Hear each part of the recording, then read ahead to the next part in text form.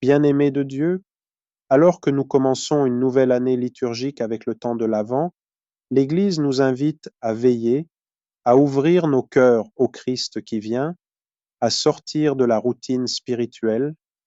L'Avent est un temps d'attente joyeuse et de préparation intérieure. Il est donc essentiel de porter notre attention sur la tiédeur, ce danger subtil qui guette chaque croyant, cet état où le cœur n'est ni chaud ni froid, mais simplement indifférent. Par conséquent, la tiédeur se révèle être un endormissement de l'âme, une maladie silencieuse. En effet, le chrétien tiède continue de croire, mais sans élan. Il prie, mais sans ferveur, et il vient à l'Église, tandis que son cœur reste ailleurs. Jésus nous met en garde avec une affirmation forte. Parce que tu es tiède, je te vomirai de ma bouche. AP 3,16. Ainsi, il est clair que la tiédeur n'est pas un petit défaut, mais un poison insidieux. En outre, cette tiédeur naît souvent de la routine, où les actions sont accomplies parce qu'il le faut, et non par amour. On prie par habitude, on va à la messe par devoir, oubliant souvent la rencontre personnelle avec Dieu. C'est ici que la parole d'Isaïe prend tout son sens. On peut prier au temple, mais vivre mal à l'extérieur. Cette incohérence constitue la racine de la tiédeur. De plus, lorsqu'on oublie la présence de Dieu, la tiédeur s'installe silencieusement. Les distractions du monde, la recherche de confort ainsi que les soucis matériels viennent souvent étouffer la flamme intérieure. Comme Jésus l'a dit, là où est ton trésor, là aussi sera ton cœur. Matthieu 6, 21. Si Dieu n'est plus notre trésor, il ne fait aucun doute que notre cœur se refroidit. En effet, l'attente de demain joue également un rôle fondamental. Saint Paul nous avertit que le danger ne réside pas seulement dans les péchés graves, mais dans ce report continu du bien avec des phrases comme « demain je changerai »,« demain je prierai ». Ce demain qui ne vient jamais permet ainsi à la tiédeur de s'installer insidieusement. L'Évangile nous appelle à agir aujourd'hui, car le salut est plus près de nous. RM 13, 11. Par ailleurs, on constate aussi l'indifférence envers la souffrance. La tiédeur se manifeste dans notre charité lorsque nous voyons la souffrance sans réagir, en nous disant que ce n'est pas mon problème. Le Christ nous demande donc d'ouvrir les yeux sur les besoins des autres, comme le fait le bon Samaritain, Matthieu 10, 33. Cet amour qui ne s'engage plus devient tiède et nous détache de l'essentiel. En conséquence, la tiédeur tue la joie intérieure. Paradoxalement, on continue les gestes de la foi, mais sans enthousiasme. On finit par devenir chrétien d'apparence, sans feu intérieur qui éclaire notre chemin. Le psaume nous rappelle « Quelle joie quand on m'a dit « Allons à la maison du Seigneur » P 121, 1. Il en va de même pour la vraie foi, qui est source de joie, contrairement à la tiédeur qui la fait disparaître lentement. Avec le temps, la tiédeur affaiblit la foi.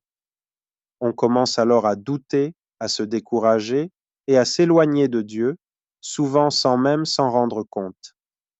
Le cœur devient insensible et la prière devient mécanique. Saint Jean de la Croix nous le rappelle, un petit feu qui ne s'alimente pas s'éteint. Il s'agit donc d'un cycle difficile d'où il est difficile de sortir. Ainsi on entre dans un sommeil spirituel. Jésus nous dit « Veillez » Matthieu 24, 42. Cependant, la tiédeur nous endort et nous ne sentons plus l'urgence du salut, vivant au ralenti. Comme les vierges folles de la parabole, on risque de manquer l'arrivée de l'époux MT 25, 1, 13. Cela souligne l'importance d'une vigilance constante.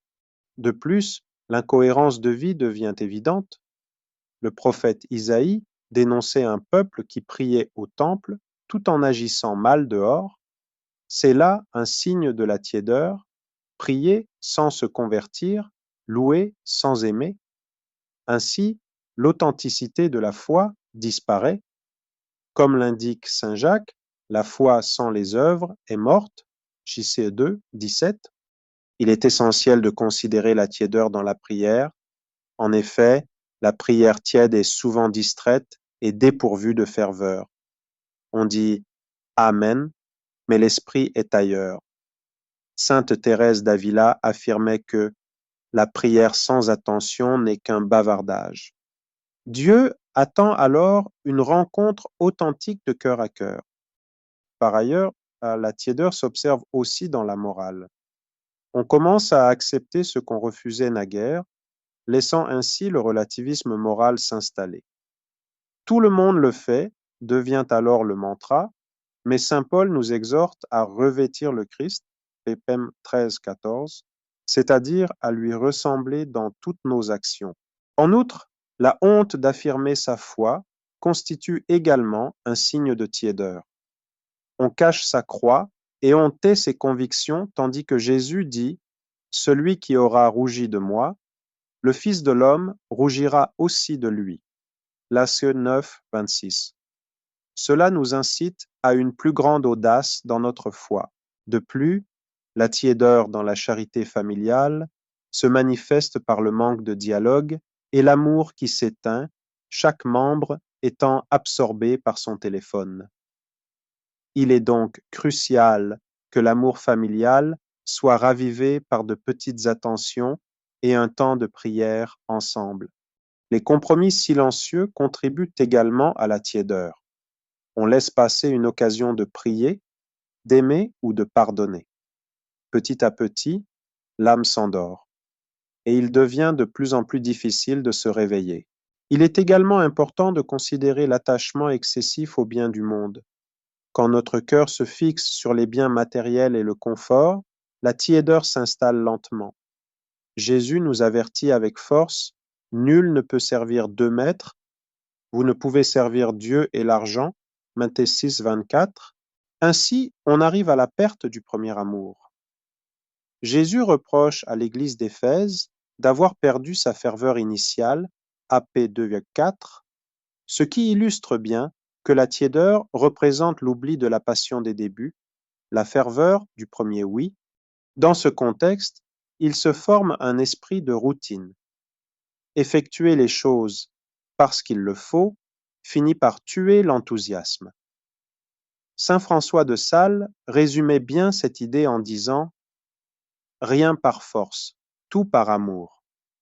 La routine sans amour ne fait qu'engendrer la tiédeur. Il est également essentiel de lutter contre le rejet de l'effort. La tiédeur fuit l'effort et la persévérance, mais la sainteté se construit jour après jour à travers de petits efforts. Saint Paul nous rappelle « Courez de manière à remporter le prix » 1 Cor 9, 24. Il est inspirant de regarder l'exemple des saints, car ceux-ci ont refusé la tiédeur. Sainte Thérèse de Lisieux désirait tout donner à Jésus. Quant à saint François d'Assise, il brûlait d'un amour authentique pour Dieu. Leur vie nous invite à sortir de la tiédeur et à embrasser la passion de notre foi. Pourtant, le remède principal consiste à demander le feu de l'esprit. La solution à la tiédeur ne réside pas seulement dans l'effort, mais dans cette demande sincère. Seigneur, réchauffe mon cœur. L'Esprit Saint a la puissance de renouveler, de raviver la ferveur et de rallumer le feu intérieur. 2 TMR 1,6. Dans cette quête, il est essentiel de chercher la présence de Dieu au quotidien. Nous devons le chercher dans chaque instant, chaque rencontre. Comme le dit Jésus, cherchez d'abord le royaume de Dieu. MT 6, 33. Se laisser toucher par la parole est également vital. La parole de Dieu nous réveille avec sa promesse « N'endurcissez pas votre cœur » PS 95, 8. Lire et méditer l'Évangile chaque jour peut véritablement rallumer la flamme de notre foi. Il est également nécessaire de s'examiner avec humilité. Reconnaître sa tiédeur est déjà un pas décisif vers la guérison. Les saints, par exemple, souvent se remettaient en question et demandait pardon. Cette humilité attire la miséricorde divine. Pour aller plus loin, il est impératif de prendre des décisions concrètes. Saint Paul nous exhorte à revêtir le Christ et des gestes tangibles peuvent libérer du sommeil spirituel. Éteindre son téléphone pour prier, pardonner une vieille blessure ou donner de son temps aux autres sont autant d'actions qui ravivent notre foi. Renouer avec la joie de la foi est également essentiel. Retrouver cette joie de prier, de servir et de célébrer est un signal fort d'un cœur vivant. Sainte Bernadette disait : « Je ne vivrai pas un instant que je ne le vive dans la joie. » S'engager activement dans la charité reste une autre voie pour réchauffer notre cœur. Aller vers les plus démunis, visiter un malade ou réconcilier une famille sont des gestes qui contribuent à raviver notre foi et à sortir de la tiédeur. Redécouvrir la messe comme une fête constitue aussi un aspect essentiel. Aller à la messe avec le désir de rencontrer Dieu peut véritablement renouveler notre foi. Le psaume nous y invite. Allons à la maison du Seigneur. La confession se révèle être une source de renouveau. Se confesser régulièrement permet de sortir du cercle vicieux de la tiédeur. La miséricorde de Dieu a le pouvoir de réchauffer le cœur. L'intercession des saints est aussi d'une grande importance. Demander l'aide de la Vierge Marie, de Saint Joseph ou de nos saints patrons nous aide à traverser cette tiédeur, car ils ont eux-mêmes expérimenté cette lutte. Par ailleurs, l'importance de la communauté ne peut être sous-estimée. La foi se nourrit grâce à la communauté. Prier ensemble, partager et s'entraider chasse la tiédeur et nous renforce dans notre cheminement de foi. Il est également crucial d'être vigilant face aux petites excuses. Je suis fatigué, ce n'est pas grave. Ces excuses semblent anodines, mais elles ouvrent la porte à la tiédeur. Jésus nous exhorte à veiller. Se fixer des objectifs spirituels est une bonne méthode pour combattre la tiédeur. Par exemple, pour l'Avent, on peut délicatement se donner comme but de lire un évangile, prier chaque jour ou accomplir un acte de charité. Méditer sur la passion du Christ est également bénéfique pour réanimer notre âme. Contempler cet amour du Christ sur la croix nous rappelle ce qu'est véritablement l'amour. Il n'y a pas de plus grand amour. JN 15-13. Il est également essentiel de s'ouvrir à l'action de l'Esprit. Nous devons laisser l'Esprit Saint guider nos choix, inspirer nos paroles et orienter nos décisions. La gratitude quotidienne joue également un rôle crucial. Remercier Dieu chaque jour pour ses bienfaits nous maintient éveillés dans notre foi et notre cheminement spirituel. De plus, il est important de rester fidèle dans les petites choses. Être fidèle dans ces détails, c'est rester vivant dans notre relation à Dieu.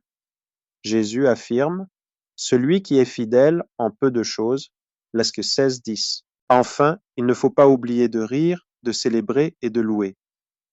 La louange chasse la tiédeur, car chanter et célébrer avec un cœur entier est un remède puissant. Aussi, rompre avec les habitudes nocives est crucial. Éliminer ce qui nous endort, comme une utilisation excessive des réseaux sociaux ou des distractions inutiles, peut être libérateur. Il est opportun de chercher des modèles inspirants, lire la vie des saints et écouter des témoignages de foi pour s'entourer de personnes ferventes. Être persévérant dans l'épreuve est également décisif. Ne pas baisser les bras dans les moments difficiles, car la persévérance garde le cœur chaud et allumé. Se confier à la Vierge Marie est un autre geste de foi. Marie, modèle de foi brûlante, peut intercéder pour nous, comme l'exprime son cantique : « Mon âme exalte le Seigneur ». Lassé 1, 46. Il est donc essentiel d'attendre le Christ avec désir. L'Avent est un temps d'attente active et de désir renouvelé. Viens, Seigneur Jésus. Apes 22, 20.